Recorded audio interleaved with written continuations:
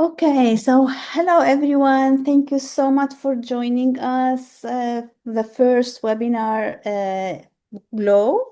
And for this first webinar, we have Cassie Trujillo, which is an honor to have her starting this series of webinar. The first time that I met Cassie was in Tenerife, the first global conference of Glow, and it was so unforgettable experience with her, and I'm so happy, so looking for her to this lecture, and honored to have her. So.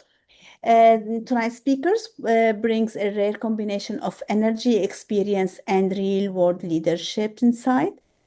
Casey Trio is founder of the Leaderful Life and is an international sought-after speaker, trainer, and leadership coach.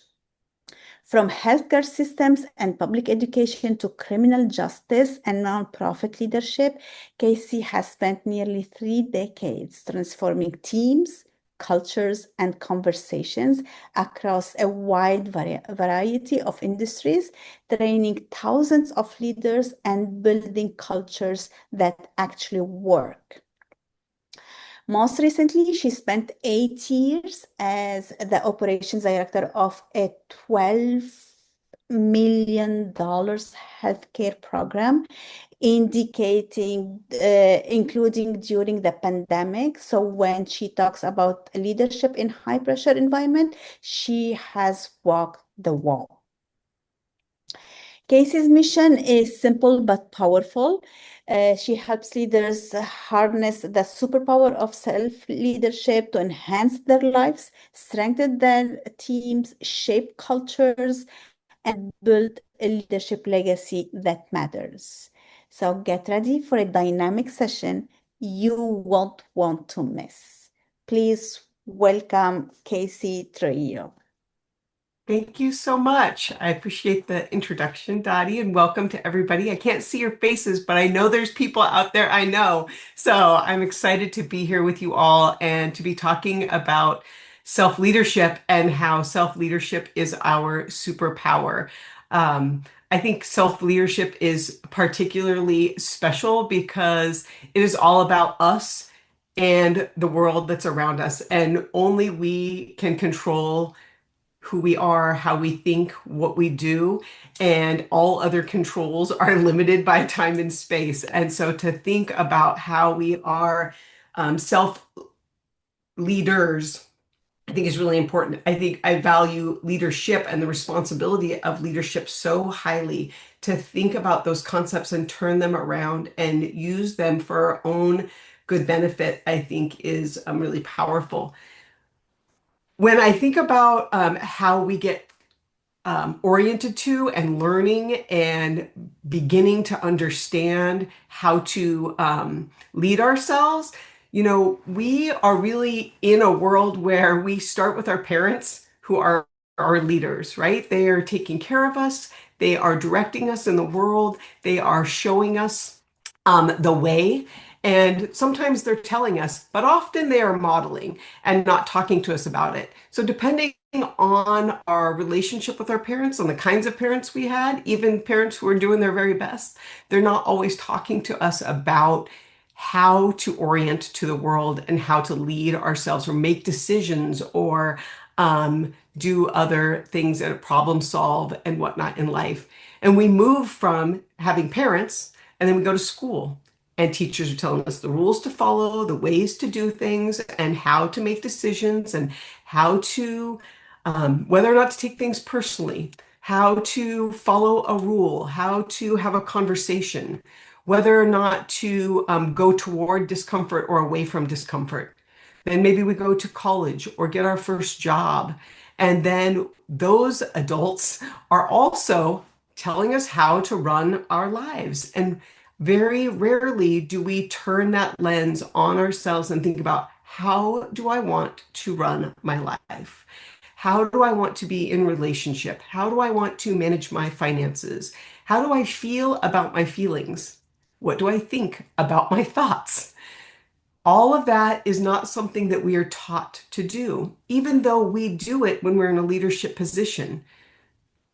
So that's part of what the ground that we are covering today is how we orient as our own leaders and how self-leadership can be really a superpower. And we'll talk about why it's a superpower.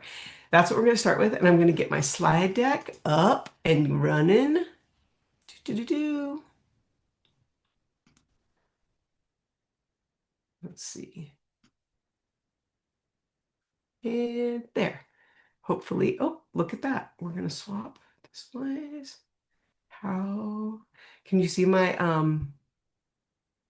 normal slide without the background business? Yes, we can Oh, see that. yay. Yeah, Thank you very perfect. much, Thank Dottie. you. All right. So look at that. Isn't it kind of cool to think about being our own superhero and that self-leadership could be our own superpower? I think that that's just the control and the influence that we can have over creating a life that we want.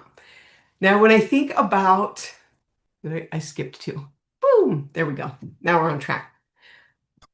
I think it's important to understand what's at risk and what it is costing us when we are not attending to our lives at a high level, when we are not really paying attention like we would pay attention to our business or our team or our children or our partners. Those are things that we're often trained to like pay a high level of attention to, and maybe not so much our internal world or our behaviors or our decisions. And what we know about humans when they are not attending to their well-being and self-care and flourishing is that there are a lot of costs. There is a mental and emotional toll that is taken. That's how we create stress and anxiety. That's where we get to a place that we're feeling stuck and unfulfilled, having bouts of depression or hopelessness even, and low self-esteem and confidence and burnout just is the cumulative effect of all of those things coming down where we're paying all of that attention.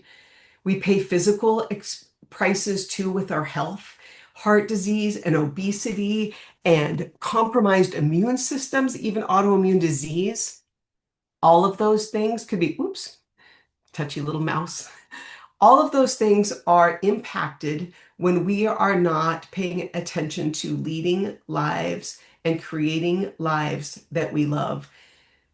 We also miss career opportunities and we have stagnant careers and businesses, and we use our finances in ways that are often not in our best interest. We cover up our discomfort or our dissatisfaction with spending habits or other habits that are expensive that may not be typically spending.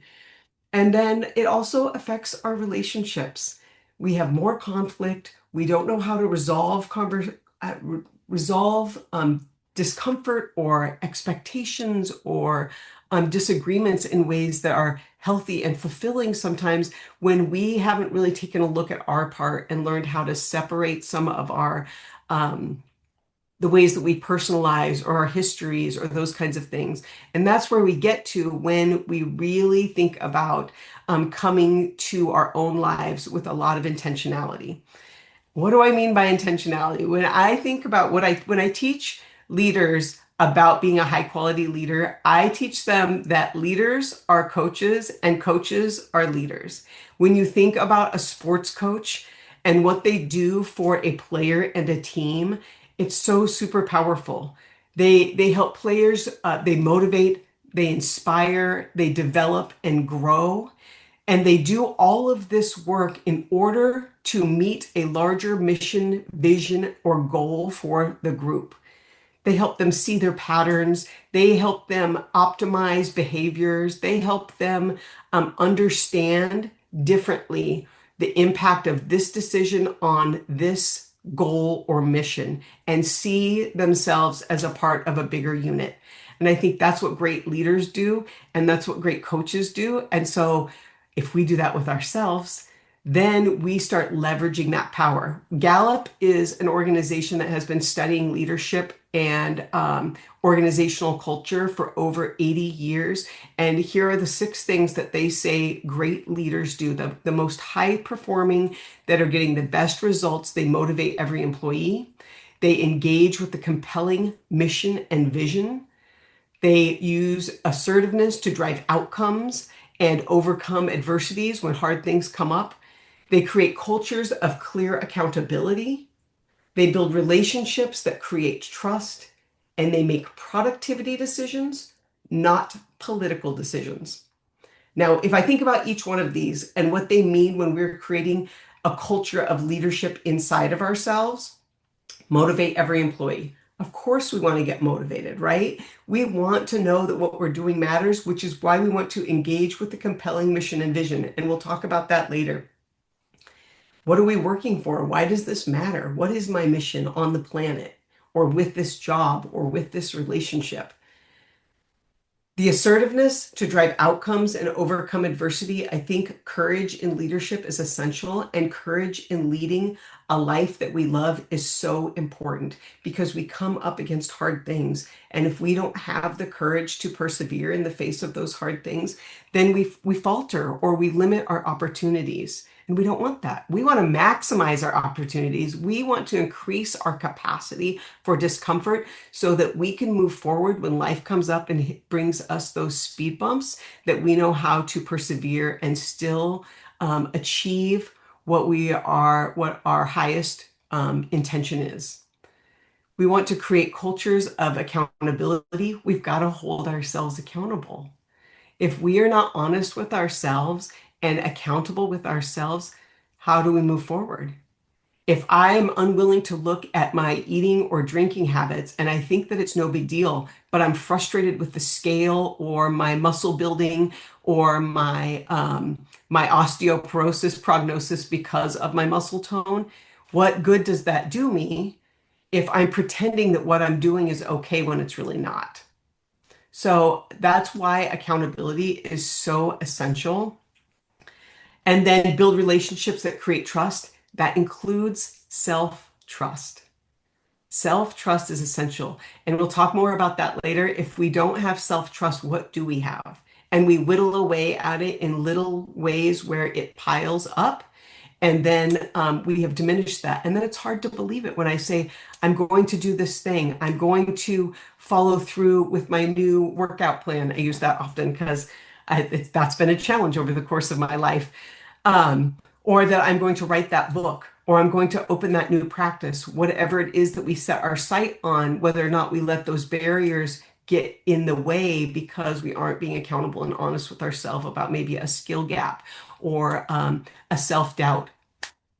And then lastly, make productivity decisions and not political decisions. And how I think that relates to the culture of self or the leadership of self is that we are making logical decisions rather than emotional decisions, that we're not being reactive, we're being thoughtful and intentional.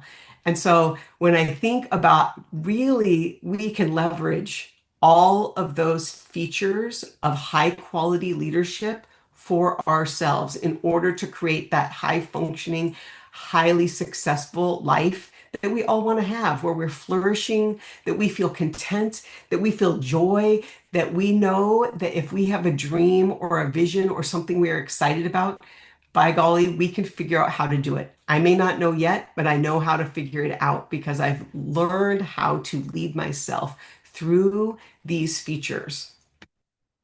Now, I think this is timely no matter what.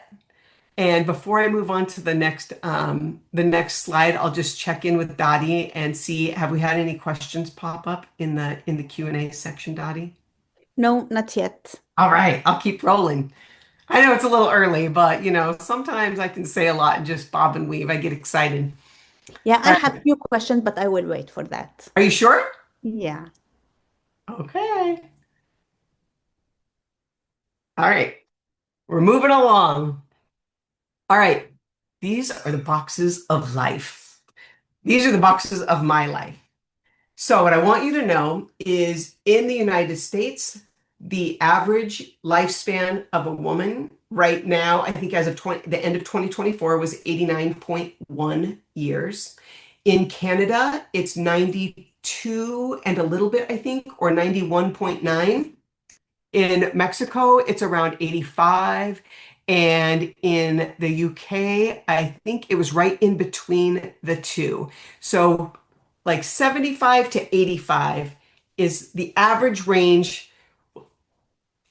kind of the ends of the span. I think there were a few countries that were up to 86. So the average is around 80 years of life for the average woman, which is a little bit of a sobering fact. I'm 53 years old, 53 and a little bit, which is why we have a partially colorful box. And when I fill in these boxes, those yellow boxes are the years I have already utilized. I have already spent those years. And that means the white boxes are the boxes that I have left. It's a little bit sobering, right? Can you imagine filling in those boxes? I have a worksheet. If you want it, shoot me an email. I will send it to you. I have lots of folks that I have coached and done team trainings for that have reached out to me like, I posted that on my wall with my boxes colored in, and they've done amazing things because they're paying attention to it. They're going on more trips. They're spending more time with their honey. They're doing things with a lot more intentionality, because when we start looking at the precious years that we have left and thinking, how do I really want to use it? That becomes important, right? The 5 regrets of the dying. Bonnie, I can't remember her last name right now. I apologize to Bonnie. 5 regrets of the dying. She did tons of work. She was a hospice nurse and interviewed tons of people, did a lot of data gathering, and inspired a lot of other work in this arena. I wish I had lived a life true to myself. I wish I hadn't worked so hard. I wish I had had the courage to express my feelings. I wish I had stayed in touch with my friends. And I wish I had let myself be happier. Powerful idea to think about that right now. We could start on purpose crafting those things so that we are not having regrets at the end, that we are creating a life that we are proud of, that we love, and that we have minimized our regrets. Now, we can't go backwards, right? In fact, I would encourage us to never time travel, or to rarely time travel.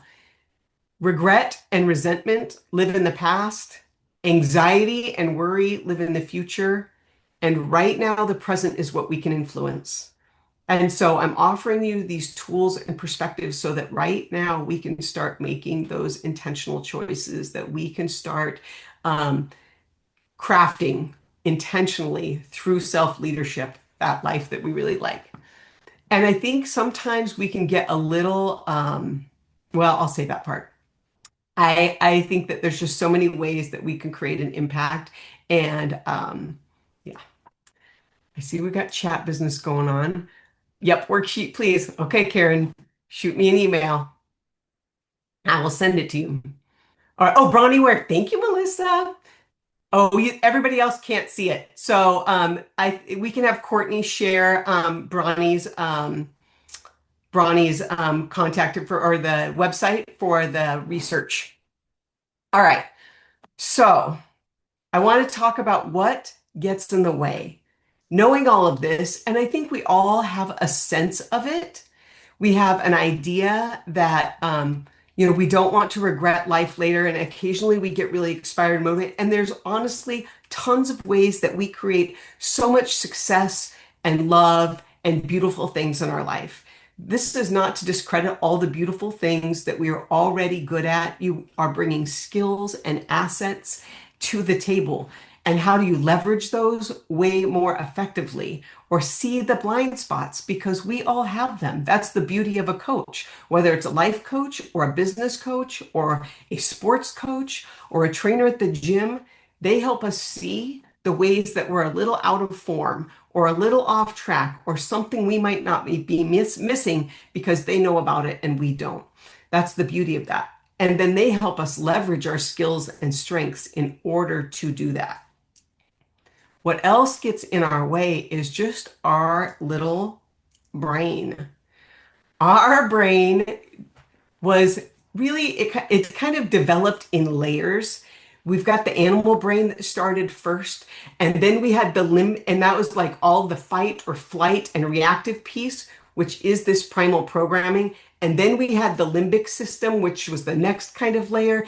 And that's our emotion and our relationships and our connection. And then the last, that prefrontal cortex, which is the logic and the reasoning. Oops, sorry about that. And the cognitive problem solving, all of those pieces, which is why teenagers and young adults are such little dinglings because that part of their brain is just not done cooking yet. So, oh, motivational triads. I always got my head in a funny place on these slides. So, Douglas Lyle and Dr. Goldhammer came up with a concept called the motivational triads. And or the motivational triad. And what the motivational triad is the three basic motivations that kept us alive. Like that is how our brain started. It really was oriented to keep us alive. And what it did is it wanted to seek pleasure. Pleasure was old school survival, like food, like berries, meats, those kinds of things, procreation, those kinds of things. The short-term quick gratification, because we didn't know how long we had. We've got to take care of that need right now. Also, for survival, we needed to conserve energy. So we had to preserve resources. We avoided anything that was dangerous or uncomfortable. And we wanted to avoid pain. And that was to save our lives. Even a cut or a bruise or something like that, or overexerting ourselves, that was a signal that there could be something wrong and that was a problem. And caused us to be quickly reactive to any perceived threat. Now, if you think about this through the modern day lens, seeking pleasure and instant gratification, that's where we go. That's where we go to like eating high fructose, high carb foods that make our brains go ping, ping, ping, ping, and make us all happy. Doing things that are risky or exciting, or putting off things that would actually benefit us, but they don't feel fun or good, and so we avoid it. It also compels us to sit on the couch and watch TV instead of going and maybe cleaning the yard or the garage.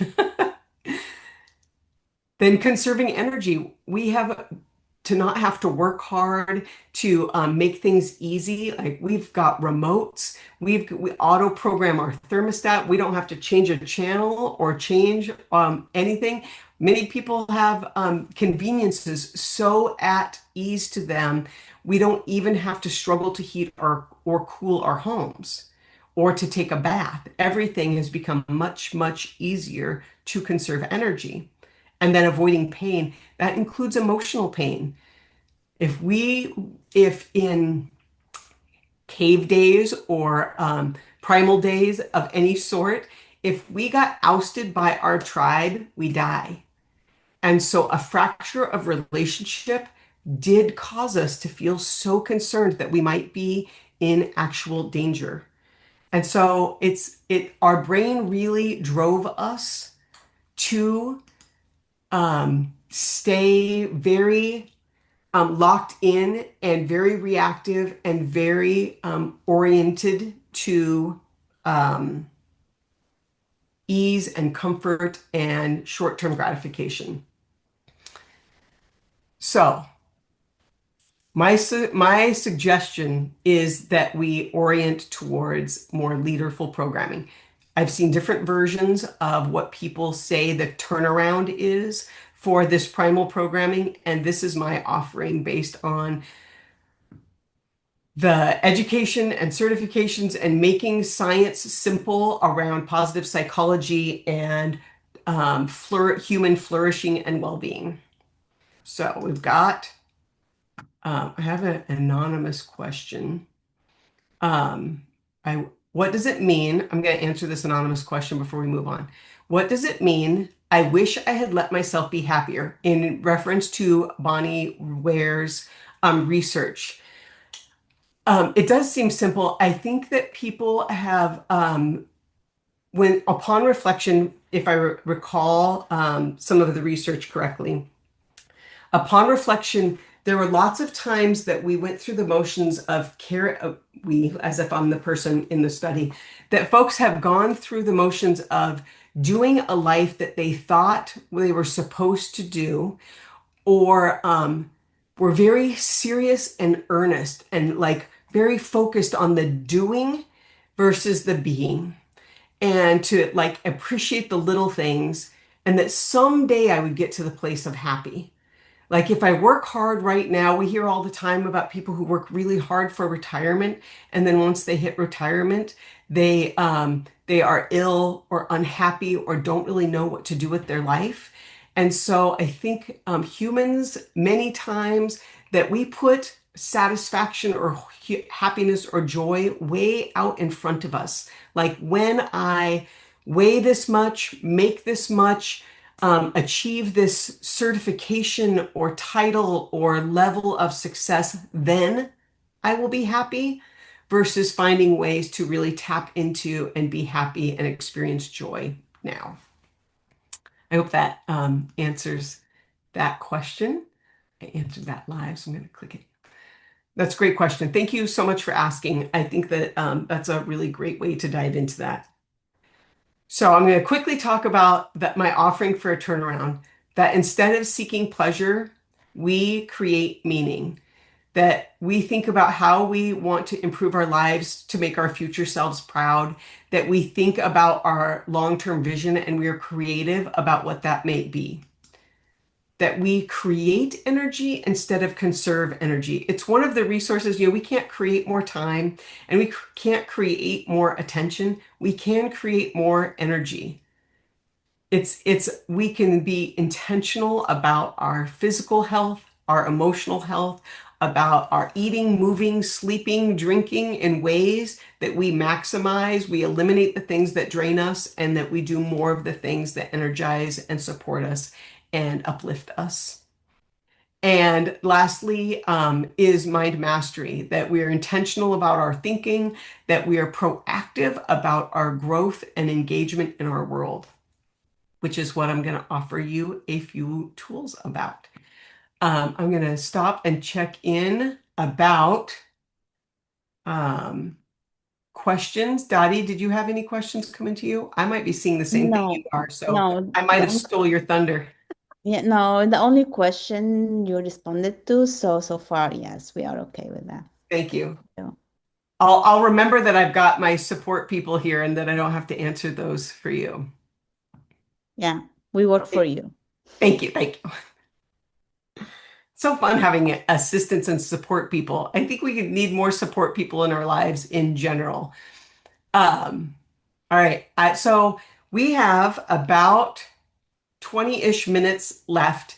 And what I want to do is I love to get you revved up and excited and focused on what's going on and why we want to do it. And more than anything, I always want you to take away tools that support you and that you can put into action right away. And so I'm going to jump forward a little bit and talk about that.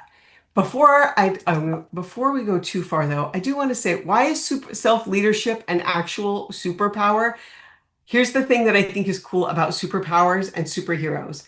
Often in the beginning, superheroes doubt their skills and abilities. They're like, oh no, like that's not me trying to like fly, or oops,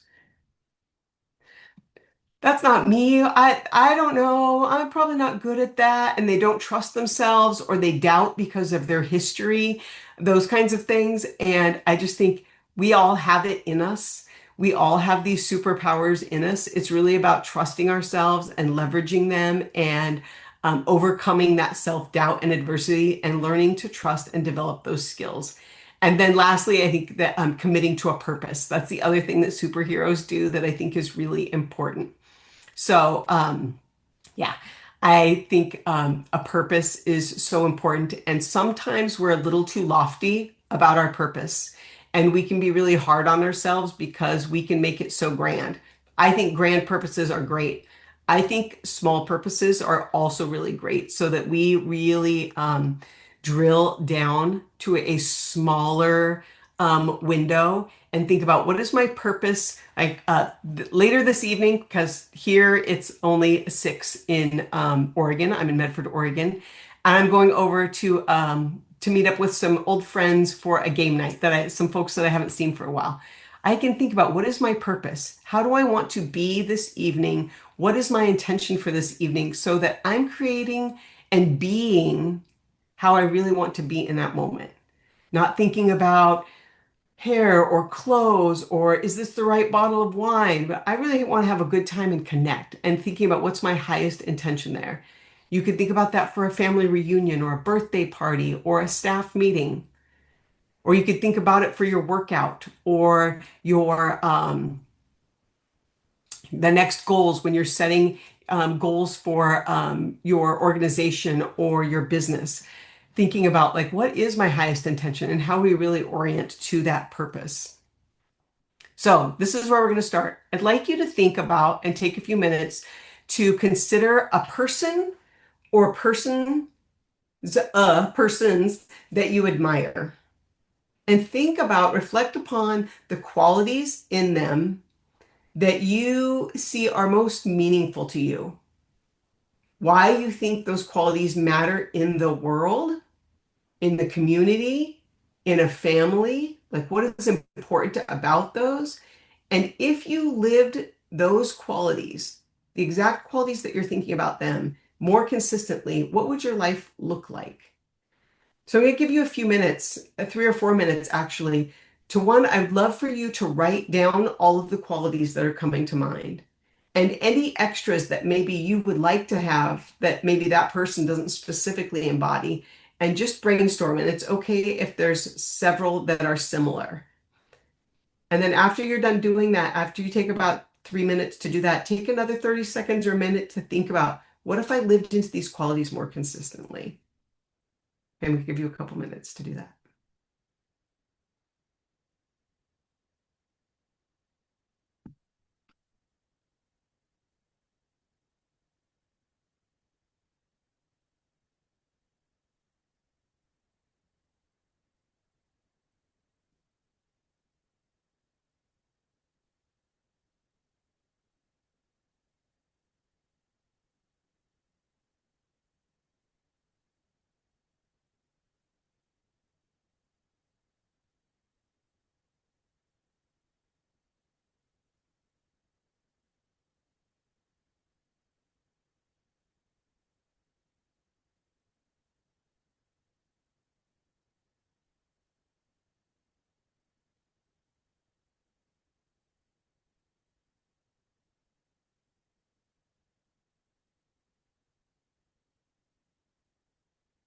Fill up that page, as many words as you can think of.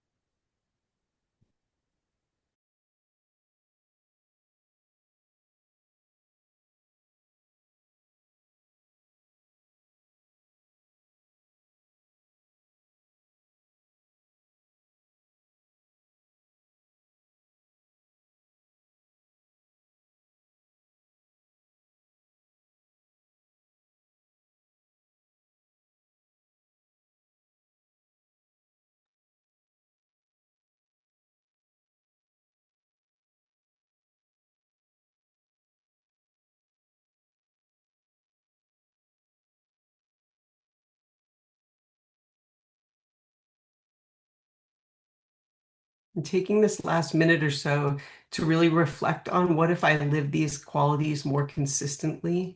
What would that look like? How would I feel? What might change in my life?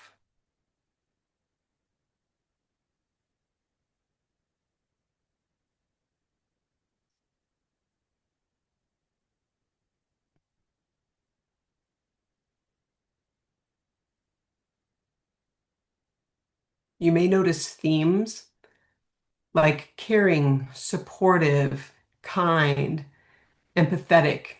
If you notice themes like that, bundle those together and think about which word really captures what would be most impactful to you. What really resonates and captures what you would want. And then thinking if you were to right now just circle three that were most meaningful to you, that could be your guideposts.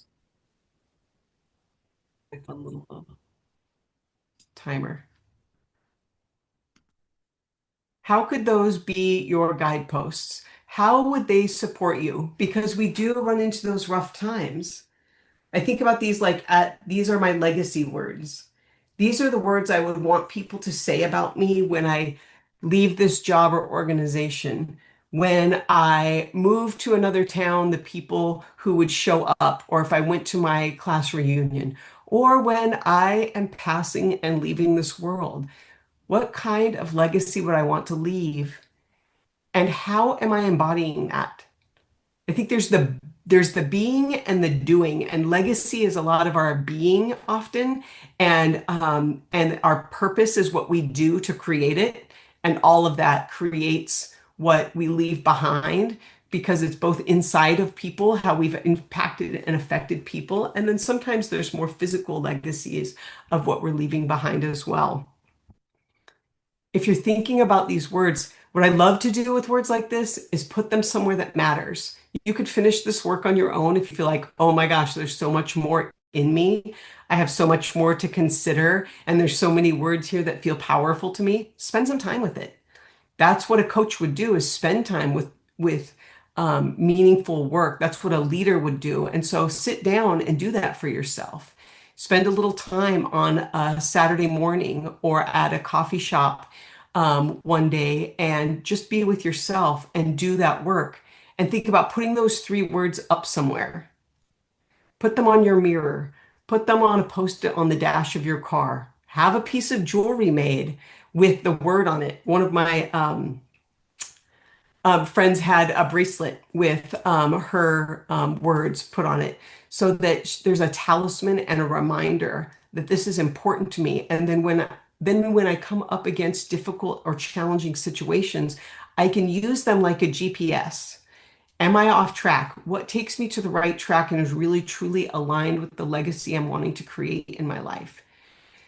It really helps us to have something like this to help be a guidepost because life is just lifing, you know? We start getting underwater and busy with the taskiness of our days, following a calendar, going to a meeting after a meeting, or seeing patient after patient or trip after trip. And we can be so on the go that we've kind of forgotten what our intention is, what our highest purpose is, what legacy we are wanting to create. And that helps us recalibrate back to it in a meaningful way so that, like, oh, now I know what I do this. Even if I'm doing a job I don't particularly love the job of, how am I doing it in a way that I really respect myself for, that I am proud of myself for? There's a video that's going around of a young man with he's a popcorn kid at a theater, and he is spinning the popcorn bucket, flinging some popcorn up. He even butters it with all the vim and vigor that you would ever want someone to butter your popcorn. I mean, I love butter, so I don't know about you, but I'm just gonna say I love butter. But this guy just does it with all of this energy and fun and creates, I think, not only an experience for his customers, he creates an experience for himself. And he's a popcorn guy. So we don't have to um, just make it too lofty how we live out our purpose and how we make the most of any situation that we're in. Because sometimes we're doing something it's a just for now, is a chapter in our life. But are we doing it in a way that we are making ourselves feel proud of it? So that is one of my offerings to you. And what I would follow that. Well, I'll pause for a second. And I'm wondering, are there any questions about that work or that process? Or if you're going out to do it in the world on your own and you're like, oh, I'm partway through, but I have some questions about that. What's coming to mind?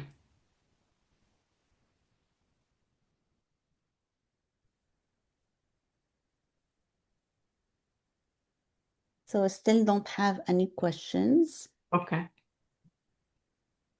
All right. I'm going to move along. If something pops up in your mind, I think that I think as a highly competent group, I often will go to things like this. I'm like, oh, I'll just figure it out later. This is pretty self-explanatory. I don't have to ask in front of the group. I promise if you're thinking it, someone probably is. And I think that there's so much beauty in having allies. Everyone in this room with you all today, there's 33 of us. These people, we are all on a team together. And so we can support each other and we don't have to go as strong professional women. It can be really tempting to just be wanting to go it alone all the time or thinking we've got to figure it out by ourselves or thinking that other people think we should already know. And so I just want to encourage you to make it okay to ask whatever questions are up or things that maybe don't resonate or don't make sense. You can ask those too.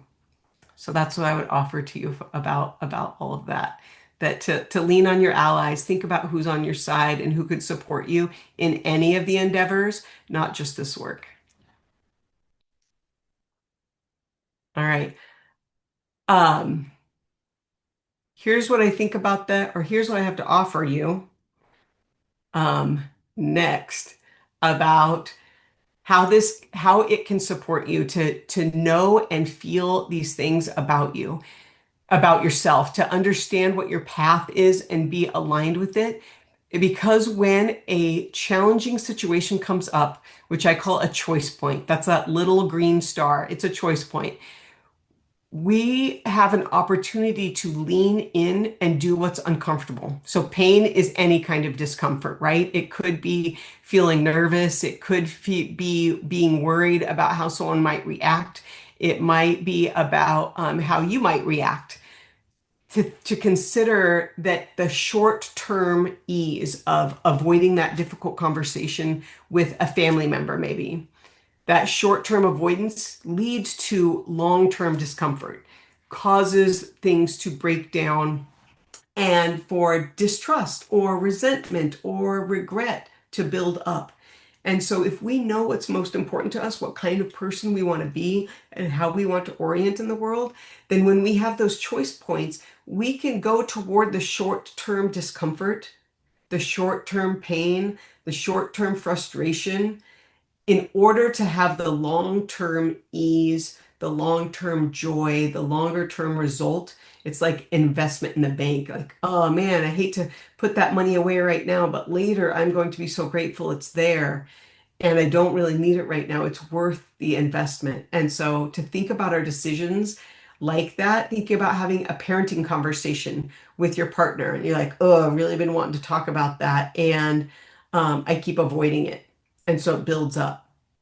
Or thinking about the employee or coworker that you have some feedback for, but you've been too worried because of how they might react, about how you might react, or that just it might feel yucky in the moment. And so we avoid that and then start building up frustration with that person or irritation with that person or disappointment in ourselves.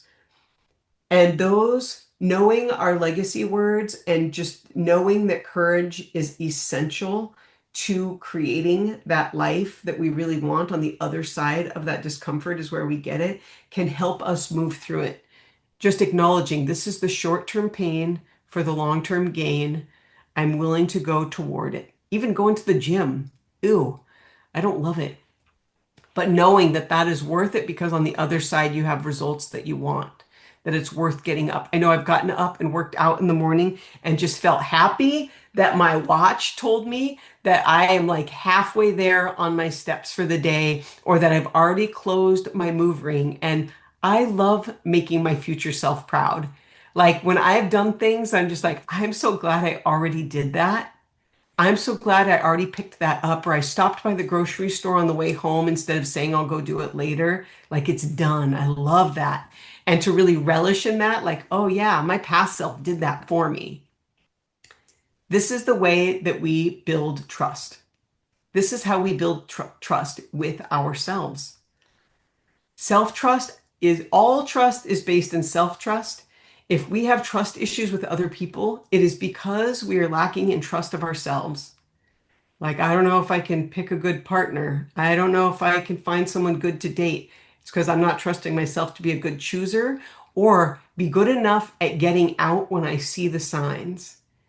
Like there's lots of ways that we erode our trust that I say I'm going to not drink on a weekday or that I'm not going to eat donuts at the office. And then I do it anyway. All those little bits, the pieces of our self-trust get taken away in little bits. But I want you to know what's beautiful is that they are rebuilt in those same little bits. So every time you go toward that discomfort, even saying no to the donut for me is discomfort because I like a freaking donut. But I lost 100 pounds being able to say no, to manage my mind, to coach myself through those situations, and to be able to do things like that. Then you start knowing, like, I know I can go to that potluck and not eat the stuff that that's not on my plan. I may mentally want it, but my future self will be grateful when I say no and move along. To set the boundary with someone who's been maybe not been respectful to you, or to have that parenting conversation, or maybe have a conversation with your kid about sex or drugs or honesty or disrespect. Those can feel uncomfortable too. And to be able to go toward those things and do it, that is how you rebuild self-trust. That is what self-leadership can do for you, because when you trust yourself, then anything is possible. The big goals are possible, the big dreams are possible, the disruptions to the goals and dreams are also manageable because you know you can get through it. You know you've done it before. You realize now the skill sets that you could lean on. So I'm going to pause there, and I see Dottie Yeah. has.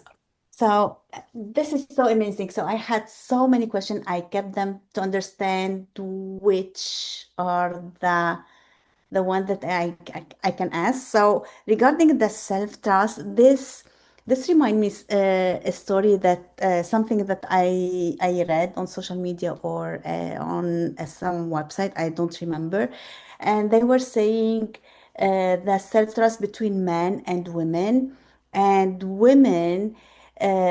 Even if they have huge experience in some topic, and someone asks them to talk about it, to lecture about it, and that woman says, I don't know if I can.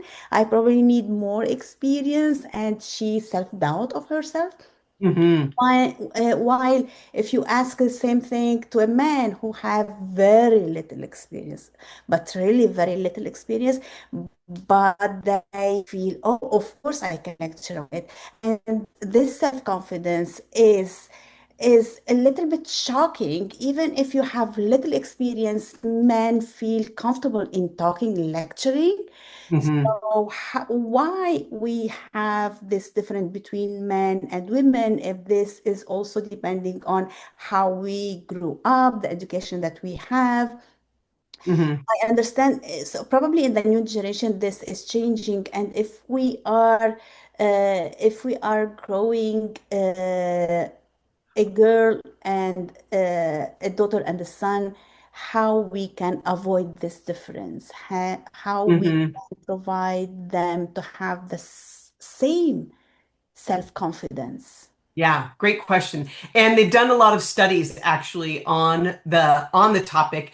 They will analyze even applications, and men will apply for jobs that they are minimally qualified for, or promotions that they are not fully qualified. They don't meet every single box. And women will wait and be like, "Ooh, well, out of those 15 qualifications, I'm missing three. I better wait." That they will want to be 100% qualified rather than going for it before they're ready. And I think there's a variety of reasons. When I think about the socialization piece that you're talking about, when they study young babies and young children, boys are often encouraged or allowed to do more kind of risk-taking behaviors and kind of check something out or try something before they're perfectly capable. Whereas girls are like protected and buffered a lot more from things like that. I just Gosh, I was just at a gathering last week and someone said, "Oh, now I'm going to be a girl dad and not a boy dad. Now I feel so protective and like I've got to." And so, even from that child is not even on the planet yet, and there's already preparation to protect. And so, I think the intentions are good. I don't think the intentions are necessarily bad. However, it is so ingrained that we pass that down. And so, to encourage young women and to speak about it in front of young men or older women and men about being willing to not be so risk adverse, to be willing to trust yourself, to take those opportunities, to be willing to go for it anyway. What's the worst that would happen if, and to start changing how we language and talk about those conversations, including to ourselves. I mean, those of you who have been with me before, you know that how I think about thoughts, that thoughts are like the most powerful thing that we can influence, and all of our feelings come from our thoughts. And so to start managing our mind and paying attention to the messages that we're telling ourselves, because I'm like, oh, I don't know, I'm not qualified for that yet. Where does that leak out all over my life? Like, I'm not sure I'm ready. And so, like, okay, I don't have to be ready. A new thought doesn't have to be, I am ready. We don't have to pretend we're ready if we're like, I'm not sure if I'm qualified. Like, well, I think I'm ready enough. I'm going to give it a try anyway. So we don't want to be necessarily manipulating ourselves. What we want to do is be really intentional about what we're creating for ourselves. Because thoughts, what I want you all to know is beliefs are only thoughts that we have decided to agree with. That's all a belief is. Beliefs about money, beliefs about religion, beliefs about ourselves, beliefs about society. They are just thoughts that we have decided to agree with. And so they may or may not be true. You could say, well, there's lots of evidence that X, Y, or Z happens. There's also a lot of evidence on the other side that X, Y, or Z doesn't happen. Some men do this and some women do that, or some governments do this and sometimes people do that. Almost nothing is always. And so to leave that space available and really to turn our thoughts on ourselves. There's all those thoughts outside, and thought work's a whole nother bucket of business, which I love to do. So anyone who wants to do thought work with me, feel free to hit me up because I love it so much. And I think it's one of the most powerful things we can do to influence and change our lives Mhm. and what's possible for us. So, and there's tons of information out there about it. So it's really great stuff. Yeah. Another thing, so you were talking about how to build self-trust, okay? Uh-huh. Just having small objectives and gaining that objective, so you are trusting yourself. So I'm speaking on my experience, okay? For example, a diet. You have to avoid eating something, and you feel so proud of you for so many days. This is a small example. And the one day that you fail, Hmm. that day you will be so discouraged and you will doubt about yourself. You will be forgetting the 100 days that you were Uh-huh. successful, and you will remember only that one day. And Mhm. this can happen also for a successful thing. You do so many successful things, you fail one time, and that one time will be stuck in your head, and Yeah. it will make you doubt of yourself. How to handle that one time? Yeah, such a great question. Here's what I would say about that, Dottie, is first, what you said is that one time I didn't do it, I failed and I focused on the failure. What I would offer to you is that one time you just decided to do it differently. What if you said to yourself, like, today I decided to eat the chips, or I decided to eat the bread, or I had pizza and ice cream today. And instead of like, that is a failure, just that today I decided to do it differently. Tomorrow, what do I want to decide? Or the next meal, what do I want to decide? And that the strength comes from. So, what I would say about what you offered about breaking down to small goals is the way to build self-trust. What I would say is the way to build self-trust is to keep your word to yourself. And every time you keep your word to yourself, you're building that trust. And so it could be as small as that. And that each time is not a failure, it's learning. Well, why didn't it work today? Why didn't I go to the gym today? Or why did I eat like that today? And to spend, if you were coaching someone or you were leading another staff member, how would you talk to them about what happened in that mistake or in that learning opportunity? You would have a conversation. Well, why did it happen like that? What else do you think is possible? How else could you plan for that? And so to think about your own self in that way, and have that kind of conversation with yourself, to slow your own self down, get a journal, y'all. And every time you think you failed, have a coaching conversation with yourself, have a leadership conversation with yourself about what you want to do about that, how you want to think about it, how you want to talk to yourself about it. What do you think about that, Dottie? Yeah, I like this. Yeah, good. Great questions. Thank you so much for asking them. No problem. So we still don't have more questions. If I do we have time? I have one more question. We have a couple minutes. So if it's a quick question, I mean, I'm happy to stay. So I don't know how long Yeah. other people want to stay, but I'm No, happy to stay. I will make it fast. Okay. So we know that we are educated and we tend to say a lot of yes. And yes, Yes. what I think yes is meant not like if a self-doubt or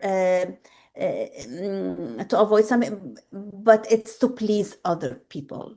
Yes. I think my experience is when I started to say no, I started to respect myself. And I think that respecting myself, people will treat you as you treat yourself. If you Yes. respect yourself, you will be respected. And I Absolutely. thought that saying more no is more respect to myself, I love putting that. boundaries. Absolutely. But There's a talk I but did I on think boundaries. okay, but I understood this at 50 years. How to keep saying no, how to keep Yeah. respecting yourself. Yes. And there's people who are beyond 50 years who still haven't figured it out. And we can start teaching other people that it's okay. So here's a beautiful thing is when someone in your life sets a boundary, thank them. Tell them good job. I respect your boundary. Oh, I see you're setting a boundary. Good for you. Well done. Someone else goes home on time.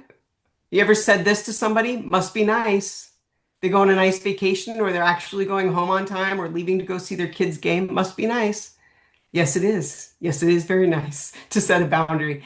But to say like, good job for you, way to go, to cheer people on when with other women who are asking for help, who are setting boundaries, who are doing self-care measures, give them some kudos. Tell them well done, and then do it for yourself too. Those boundaries are so important. And when you know what's important to you, it's so much easier to start filtering in what the yes is and what the no is.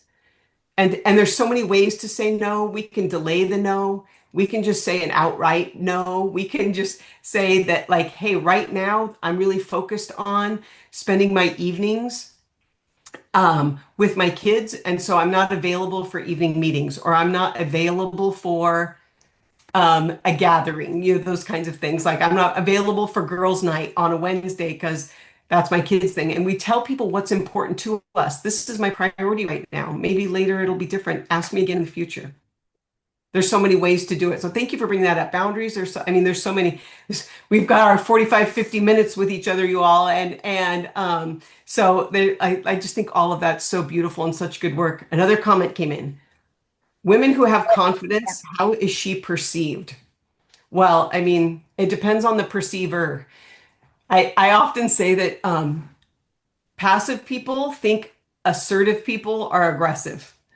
So you've got to decide if you want to have a confident and courageous life, you are not going to be able to please everybody.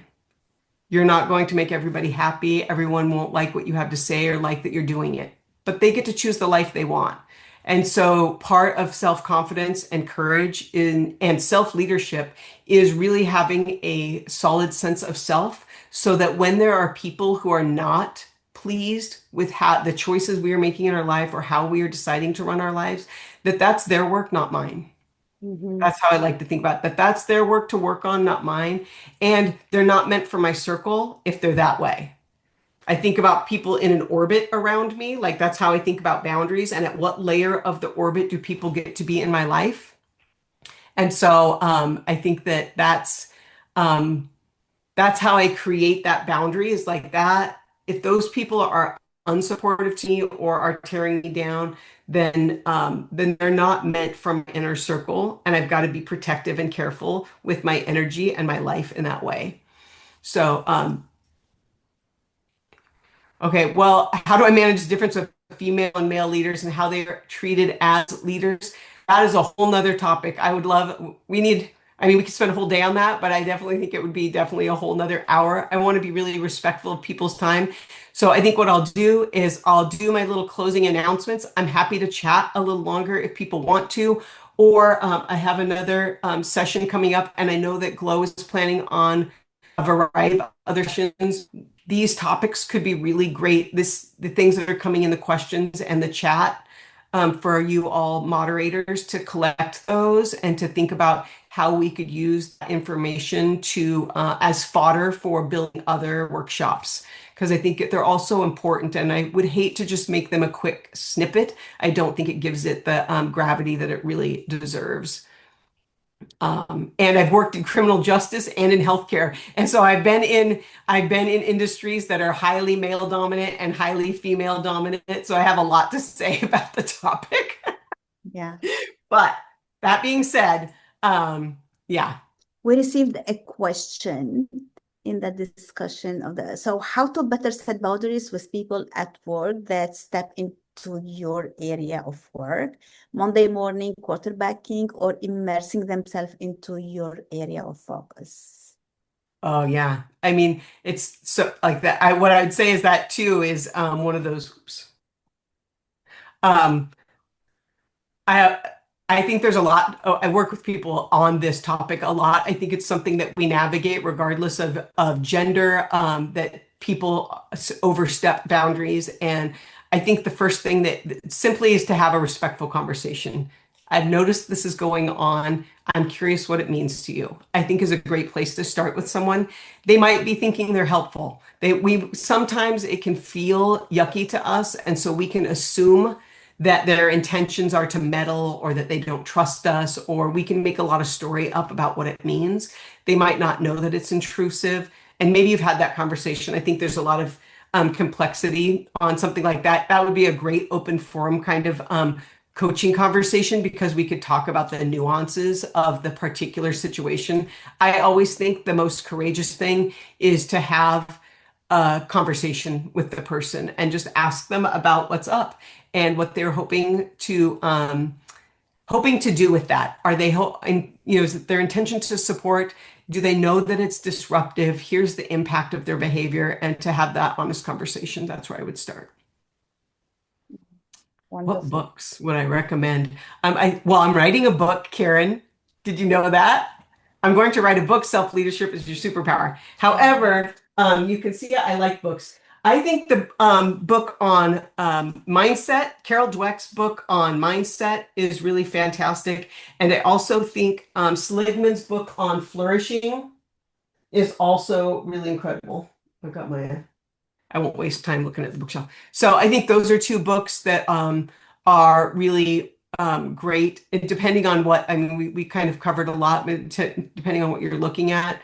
If you're looking at creating emotional literacy, Atlas of the Heart, or yeah, Atlas of the Heart by Brene Brown is incredible. And she reads the audio and she riffs too. She's not directly reading the book. She adds some extra stuff in. And I think knowing our own emotional literacy really can expand our capacity in that.